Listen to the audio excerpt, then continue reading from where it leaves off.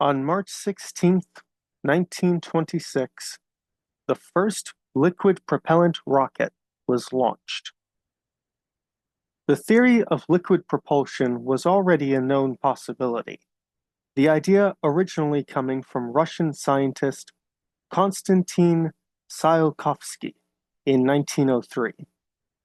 The first successful test flight of a liquid-propellant rocket occurred in the United States on March 16, 1926, by Massachusetts professor Robert H. Goddard. The rocket that Goddard used, named Nell, was propelled by liquid oxygen and gasoline and rose 41 feet in the air in 2.5 seconds. From Goddard's test would spawn countless recreations as the prospect of liquid propellant became higher and higher. Research into this field would gain even greater grounds during World War II in both Germany and the Soviet Union.